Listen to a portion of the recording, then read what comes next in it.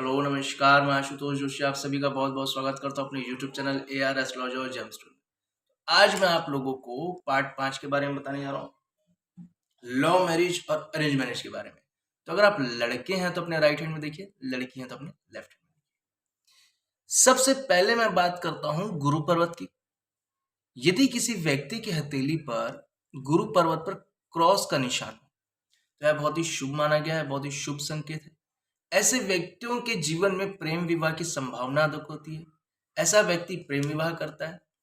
अगर किसी व्यक्ति के जीवन में इस प्रकार हथेली पर इस प्रकार का निशान हो और यदि उसका अरेंज मैरिज भी हुई हो, तो भी वह व्यक्ति बहुत ईमानदार, बहुत सफल प्रेमी और बहुत ज्यादा सफल विवाह होता है ऐसे लोगों का। देखा गया है कि यदि किसी व्यक्ति की हथेली पर एक्स का निशान हो या स्वास्तिक का निशान हो, तो यह बहुत ही शुभ माना गया है। ऐसा व्यक्ति, जिस व्यक्ति की हथेली पर क्रॉस हो, तो वह अपनी पत्नी से बहुत सुख पाएगा, या किसी स्त्री के हाथ पर इस प्रकार का चिन्ह हो तो वह अपने पति से सुख पाएगी।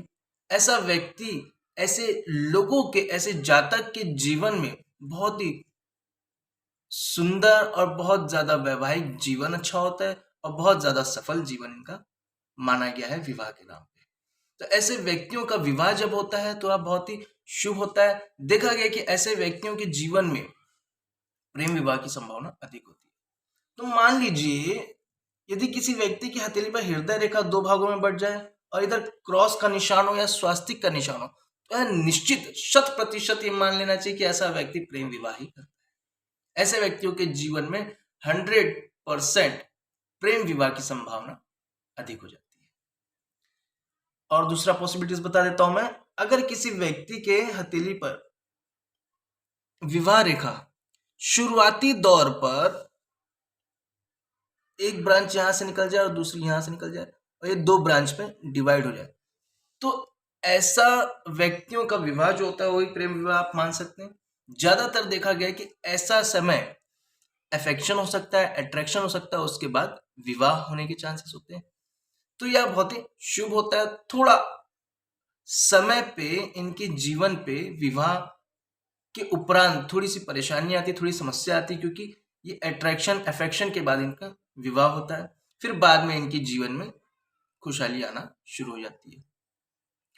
और मान लीजिए अगर किसी व्यक्ति के हथेली पर सीधी विवाह रेखा और बाहर जाके ऐसे टूट जाए, दो भागों में बढ़ जाए, तो यह शुभ नहीं माना जाता। इसके बारे में बात हम बाद में करेंगे। इसके बारे में मैंने वीडियो भी बनाया हुआ है। अगर ये दो ब्रांच वाली रेखा हो तो उसका क्या मतलब होता है, इसका मैं डिस्क्रिप्शन बॉक्स में आपको लिंक डाल दूंगा।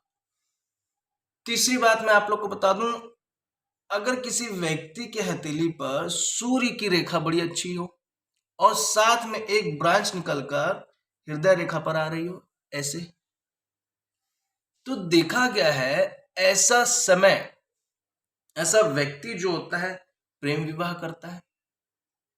या आप ये कह सकते हैं कि ऐसा व्यक्ति जिस व्यक्ति से विवाह करेगा, ऐसी स्त्री जिस व्यक्ति से विवाह करेगी, या ऐसा पुरुष जिस स्त्री से विवाह करेगा, तो यह बहुत ही शुभ संकेत होता है। ये उन्हें सफलता प्रदान करती है।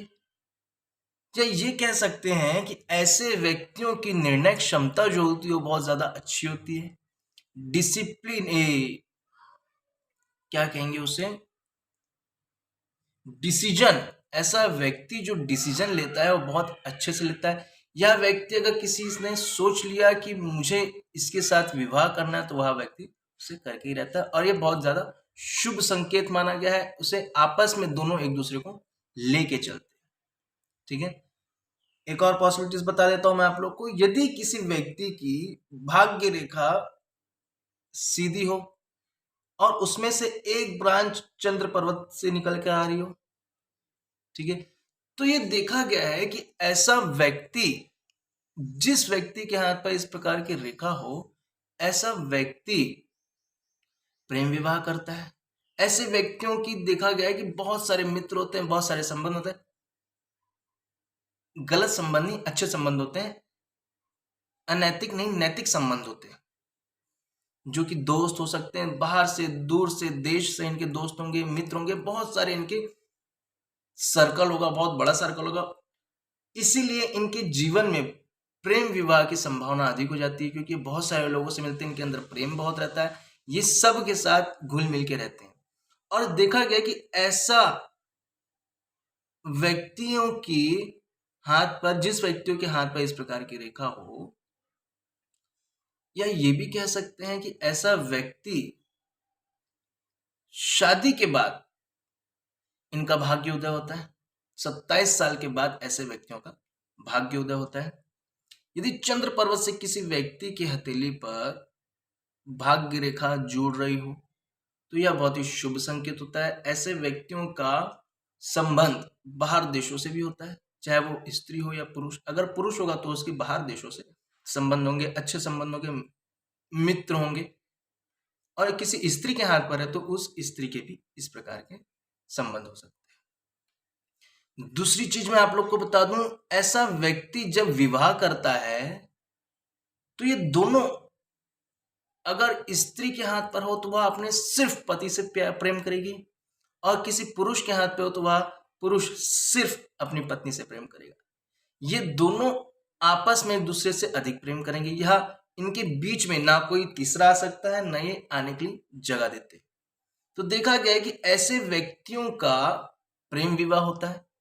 ज्यादा चांसेस ऐसे व्यक्तियों के प्रेम विवाह के होते हैं।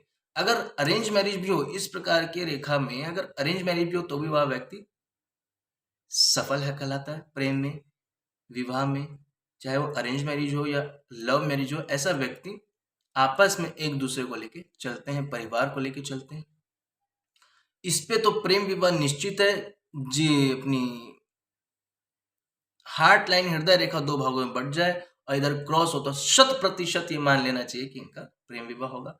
दूसरी चीज मैं आप लोग को रिपीट इसलिए कर देता हूं ताकि आपको ठीक तरीके से समझ में आ जाए कोई भी चीज। यदि विवाह रेखा दो भागों में बढ़ जाए और फिर ऐसे सीधे हो जाए तो इसका मतलब ये है कि शुरुआती दौर में थोड़ी तकलीफ हो सकती है और फिर बाद में इनके जीवन में खुशहाली आना निश्चित है। सूर्य की रेखा अगर दो भागों में बढ़ जाए तो ऐसा व्यक्तियों की निर्णय क्षमता बहुत अच्छी होती है, बहुत ज्यादा संभावना होती है प्रेम विवाह की। अगर प्रेम विवाह ना भी हुआ तो भी यह व्यक्ति सफल प्रेमी या सफल हस्बैंड या सफल वाइफ हो सकती है। और इस प्रकार की रेखा जो हो तो वो दोनों साथ में लेके एक दूसरे को चलते हैं और सिर्फ अपने पति से प्रेम करेंगी प्रेम स्त्री, और पुरुष अपने स्त्री से ही प्रेम करेगा। तो आपको भी आज का कंटेंट अच्छा लगा तो मेरे चैनल को लाइक करें, शेयर करें, सब्सक्राइब करें और देखते रहिए AR एस्ट्रोलॉजी और जेम्सस्टोन। ओम नमः शिवाय।